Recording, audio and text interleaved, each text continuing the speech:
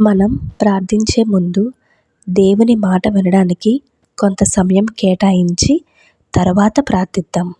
మనమందరం నిజంగా దేవుడిని విశ్వసిస్తే, మనం దేవునికి నిజమైన అనుచరులుగా పిలుచుకుంటే, మీరు ఆయన మాట అను బైబిల్ని తెరచి చూస్తే, అప్పుడు మీరు ప్రార్థనను విస్మరించలేరు. క్రైస్తవ జీవితానికి ప్రార్థన కేవలం ఒక ఉపదేశం కాదు.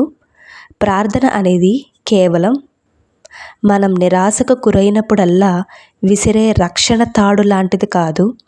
ప్రార్థన అనేది మనకు జీవన రేఖ. అది దేవునితో మన సంబంధం యొక్క హృదయ స్పందన వంటిది. ప్రార్థన మనం ఆయనకు దగ్గరగా ఉండేలాగా చేస్తుంది. మనం ఎలాగైతే ఊపిరి పీల్చుకుంటామో అదే విధముగా ఆయన స్వరం వినడం నేర్చుకునే గొప్ప అవకాశం ప్రార్థన. ఒక క్షణం ప్రార్థన గురించి ఆలోచించండి. మానవ శరీరంలో యేసుక్రీస్తు కూడా ఉన్నారు. ఆయనకు ఏమీ కొదువలేదు. దైవిక శక్తి మరియు జ్ఞానంతో నిండినవాడు. అయినప్పటికీ ప్రార్థించారు. ఆయన తరచుగా ప్రార్థించారు. తండ్రితో ఒంటరిగా ఉండటానికి ఏకాంత ప్రదేశాలకు వెళ్ళిపోయారు. ఆయన బహిరంగంగా మరియు ఏకాంతముగా ప్రార్థించారు. ఆయన తన శిష్యులను ఎన్నుకునే ముందు ప్రార్థించారు. గెత్సెమనే తోటలో కన్నీరు రక్తములా మారేంత ఆయన ప్రార్థించారు. శిలువపై ఆయన వ్రేలాడుతూ ప్రార్థించారు. భూమిపై నడుస్తున్నప్పుడు దేవుని కుమారుడే తండ్రికి ప్రార్థన చేయవలసి వస్తే, మనము ఆయనను అనుసరిస్తున్నాము అని చెప్పుకుంటూ తండ్రితో సంబంధం కలిగించే ప్రార్థన విషయంలో ఎలా నిర్లక్ష్యంగా ఉండగలం? నిజమేమిటంటే, మనకు ప్రార్థన అవసరం. మన సమస్యలను పరిష్కరించుకోవడానికి మాత్రమే కాదు, మనల్ని సృష్టించిన సృష్టికర్తకు దగ్గరగా ఉండటానికి, ప్రార్థనలో బలంగా ఉండటానికి మరియు మనల్ని మనం దేవునిలో బలంగా ఉంచడానికి ప్రార్థన చాలా అవసరం. మరొక నిజం ఏమిటంటే, జీవిత అనేది పరధ్యానంలో నిండి ఉంటుంది. కాబట్టి కొన్నిసార్లు మనం ప్రార్థన కోసం పోరాడాల్సిన అవసరం ఉంది. మన మనసులు చాలా అలసిపోతాయి. మన హృదయాలు అనేక విషయాల బట్టి అలసిపోతాయి. మరియు కొన్నిసార్లు మనకు ప్రార్థన అనే కనెక్షన్ ఎంతో అవసరం. మనం మర్చిపోతాము. కానీ కష్టంగా ఉన్నప్పుడు కూడా మనం ప్రార్థనను ఎంచుకోవాలి. ఇప్పుడు మీ హృదయంలో ప్రార్థించే కోరిక ఉన్న వారితో నేను మాట్లాడాలనుకుంటున్నాను. మీరు బాగా ప్రార్థించాలనుకుంటున్నారు.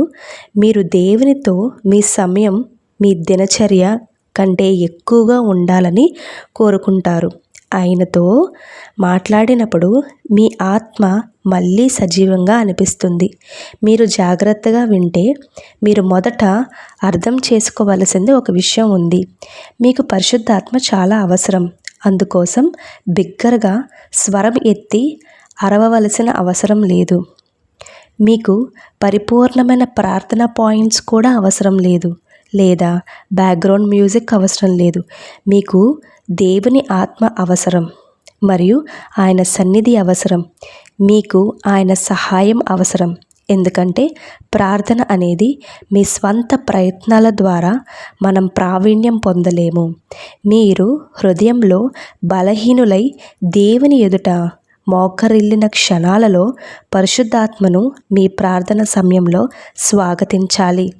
ఇప్పుడు మీకు ఏమి ప్రార్థించాలో తెలియని నిశ్శబ్దంలో మీరు మరియు మీ పరలోకపు తండ్రి మాత్రమే ఉంటారు. రోమీయులకు రాసిన అధ్యాయము 8వ అధ్యాయము 26-27 వచనములు చూద్దాము. అటువలే ఆత్మయు మన బలహీనతను చూచి సహాయము చేయుచున్నాడు.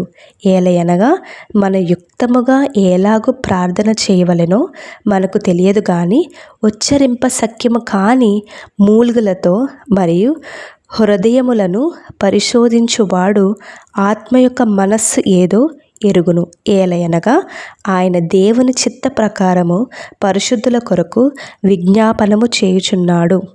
ఇది లేఖనాలన్నిటిలోనూ అత్యంత ఓదార్పుకరమైన సత్యాలలో ఒకటి. ఎందుకంటే మీరు అనేకమైన సార్లు మోకాళ్ళపై కూర్చొని కనీసం నోరు తెరవలేని మాటలు రాని మౌనముతో ఉన్న సందర్భాలు ఉండి ఉంటాయి.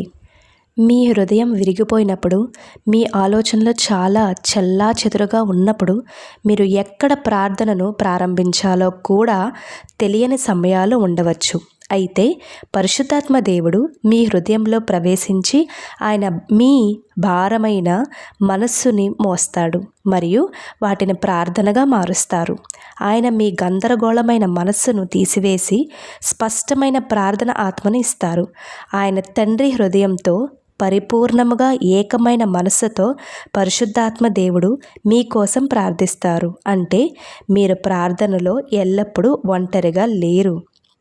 మత్తయి సువార్త 6వ అధ్యాయము 7వ వచనం చూద్దాము. మరియు మీరు ప్రార్థన చేయనప్పుడు అన్యజనుల వలె వ్యర్థమైన మాటలు వచింపవద్దు, విస్తరించి మాట్లాడుట వలన తమ మనవి వినబడునని వారు తలంచుచున్నారు. మనం ఒక విషయం గుర్తుంచుకోవాలి. ప్రార్థన అనేది ఒక ప్రదర్శన కాదు, లేదా రైట్ వొకాబులరీ కలిగి ఉండటం గురించి కాదు, ఎవరినో ఆకట్టుకోవడం గురించి కూడా కాదు. ప్రార్థన అనేది ఒక కనెక్షన్ మరియు హృదయంలో వినయముతో కూడినది. నీ గర్వమును వదులుకొని మీ తండ్రితో నిజాయితీగా ఉండడం గురించి మరియు పరిశుద్ధాత్మను మీ ప్రార్థనలను గూర్చి ఉచ్చరించేవారు. ఎఫెసీయులకు 6 అధ్యాయము 17-18 వచనాలు. మరియు రక్షణయను శిరస్త్రాణమును దేవుని వాక్యమును ఆత్మ ఖడ్గమును ధరించుకొనుడి. ఆత్మ వలన ప్రతి సమయమునందును ప్రతి విధమైన ప్రార్థనను విజ్ఞాపనను చేయుచు ఆ విషయమై సమస్త పరిశుద్ధ నిమిత్తమును పూర్ణమైన పట్టుదలతో విజ్ఞాపన చేయుచు మెలకువగా ఉండుడి. మీరు దీనిని గమనించారా? మీరు కేవలం ఆత్మీయంగా ఉన్నప్పుడు మాత్రమే కాదు, ఆదివారాలలో మాత్రమే కాదు, అన్ని సమయాలలో ఆత్మలో ప్రార్థించాలి. మీరు డ్రైవింగ్ చేస్తున్నప్పుడు, వంట చేస్తున్నప్పుడు, అటు ఇటు తిరుగుతున్నప్పుడు ఎప్పుడైనా పరిశుద్ధాత్మను ఆహ్వానించాలి. పరిశుద్ధాత్మ దేవునిని లోపలికి ఆహ్వానించమని నేను మిమ్మల్ని ప్రోత్సహిస్తున్నాను. మీ ప్రార్థన జీవితం ఒక బాధ్యత కంటే ఎక్కువగా ఉండనివ్వండి. ప్రార్థనను దేవునితో సంభాషణగా మార్చనివ్వండి. అవసరాలు జాబితాలాగా కాదు, విశ్రాంతి మరియు హృదయ ప్రశాంతమైన స్థలములుగా మార్చనివ్వండి. నమ్మకం కలిగి ఉండాలి. పరిశుద్ధాత్మను రమ్మని అడగండి. మీ ప్రార్థనలోనికి ప్రాణం పొయ్యమని అడగండి. ఇప్పుడు మనం కలిసి ప్రార్థించడానికి కొంత సమయం కేటాయిద్దాము. ప్రియమైన పరలోకపు తండ్రి, వింటున్న ప్రతి విలువైన ఆత్మను, ఎవరైతే మీకోసం ఆకలి కలిగి ఉన్నవారు మరియు అనేకమైన ఆత్మలు అలసిపోయి ఎండిపోయినట్లు అనిపించే ప్రతి హృదయ ప్రార్థన చేయటానికి ప్రయత్నించినా కానీ పదాలు సరిపోవు అని భావించే ప్రతి విశ్వాసి యొక్క ప్రార్థన, మా నిశ్శబ్ద కన్నీళ్ళు, మేము చెప్పుకొనలేని ప్రశ్నలు మరియు దేవా మీకు దగ్గరగా ఉండాలనే మాలో ఉన్న లోతైన కోరిక మీకు తెలుసు. మళ్ళీ నేను ఈరోజు నా స్వంత వాక్చాతుర్యంతో లేదా ఆధ్యాత్మిక బలంతో రావడం లేదు. ఈ ప్రపంచంలో ఏది మీరు ఇచ్చేంత సంతృప్తిని ఇవ్వలేదు.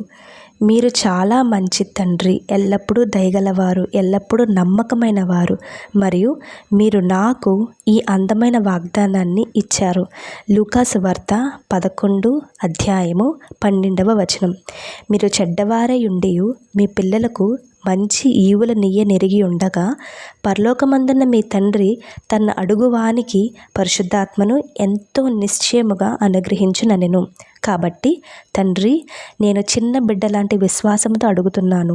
నేను ధనవంతుడు కావాలని అడగడం లేదు. కీర్తి ప్రఖ్యాతుల కోసం నేను అడగడం లేదు. నేను మీ నుండి పరిపూర్ణమైన పరిశుద్ధాత్మతో నింపమని అడుగుతున్నాను. మళ్ళీ నా మీదకు పరిశుద్ధాత్మ అనే ఊపిరిని నా జీవితంలోకి ఆహ్వానిస్తున్నాను. నా ఇంటిలోనికి, నా ప్రశాంత క్షణాల్లోనికి, నా ప్రార్థనా గదిలోకి, నా ఆలోచనలోనికి ప్రార్థనలు ఎలా ప్రార్థించాలో నేర్పండి. ఒక ప్రాణం లేని ప్రార్థనలు నాకు వద్దు. మీతో కనెక్షన్, సాన్నిహిత్యం మరియు నిజాయితీ గల ప్రార్థన ధూపం వలె నీ సన్నిధికి చేరనిమ్ము. ప్రభువా, మీకోసం మిక్కిలి ఆకలి కలిగి ఉండాలి. నన్ను మీకు దగ్గరగా తీసుకొని రండి. పరిశుద్ధాత్మతో నా సంబంధం మరింత లోతుగా ఉండనివ్వండి.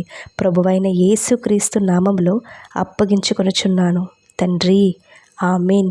ఈ ప్రార్థన మీ హృదయాన్ని తాకినట్లయితే దయచేసి విశ్వాసానికి చిహ్నముగా ఆమేన్ అని కామెంట్ సెక్షన్లో టైప్ చేయండి.